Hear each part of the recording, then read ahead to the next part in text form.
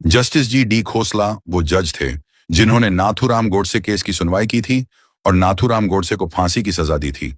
गोडसे को फांसी पर चढ़ाने के बाद जज साहब अपनी किताब the murder of Mahatma and other cases from a जजेस डायरी में पेज नंबर 305 से 6 पर लिखते हैं कि अदालत में गोडसे ने अपनी बात 5 घंटे के लंबे बयान के रूप में रखी थी, जो कि 90 पृष्ठों का था। और 5 घंटे तक लगातार बोलने के बाद जब गोडसे ने बोलना बंद किया, तब सभी सुनने वाले स्तब्ध और विचलित थे। एक गहरा सन्नाटा था। जब उसने बोलना बंद किया, महिलाओं की आंखों में आंसू थे और पुरुष भी खांसते हुए रुमाल ढूंढ रहे थे।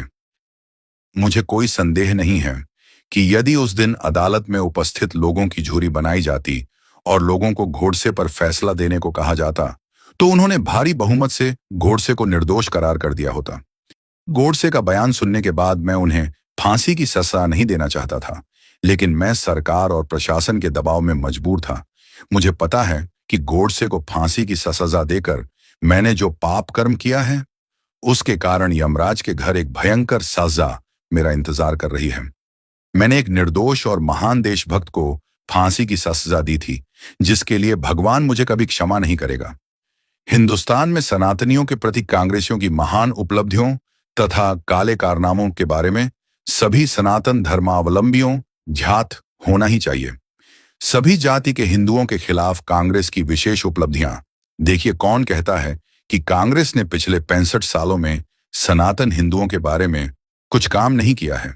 काम तो बहुत किया है, लेकिन केवल अपने मुसलमान भाइयों के लिए ही किया है। जैसे पाकिस्तान बनाया केवल मुसलमानों के लिए, बांग्लादेश बनाया केवल मुसलमानों के लिए, कश्मीर में धारा 370 लागू किया केवल मुसलमानों के लिए, अल्पसंख्यक बिल बनाया केवल मुसलमानों के लिए, मुस्लिम पर्सनल लॉ बोर्ड बनाया केवल मुसलमानों के लिए, अल्पसंख्यक मंत्रालय बनाया केवल मुसलमानों के लिए, वक्फ बोर्ड बनाया केवल मुसलमानों के लिए, अल्पसंख्यक विश्वविद्यालय बनाया केवल मुसलमानों के लिए, हिंदुस्तान का बंटवारा धार्मिक आधार पर किया केवल मुसलमानों के लिए, प्लेसेस ऑफ वर्शिप एक्ट बनाया मुसलमानों के लिए, हिंदू मंदिरों का चढ़ावा हड़पने का कानून बनाया, मुसलमानों के मदरसे चलाने के लिए हज यात्रा की सब्सिडी देने का नियम बनाया, मुसलमानों के लिए एंटी कम्युनल वायलेंस बिल संसद में पेश किया मुसलमानों के लिए।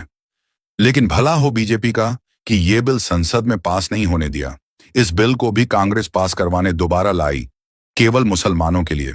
और कहीं अगर यह बिल पास हो गया होता तो हिंदुओं को खत्म करने में मात्र 10 साल ही लगते। अगर किसी को कोई शक शुबह हो तो गूगल पर जाकर सर्च करके पढ़ सकते हैं। देश को चुपचाप इस्लामिक देश बनाने की तैयारी थी कांग्रेसियों की, और हिंदुओं को सिर्फ आरक्षण का झुंझुना देना था, ताकि हिंदू समाज सदा बिखरा रहे और आपस में लड़ता रहे और कभी गजवाए हिंद द्वारा अपने इस्लामीकरण की साजिश को समझ ही ना पाए। हिंदुओं को दोयम दर्जे का नागरिक, सेकंड रेट सिटीजन बनाने के लिए हिंदू कोड बिल लाई, वो भी केवल मुसलमानों के लिए।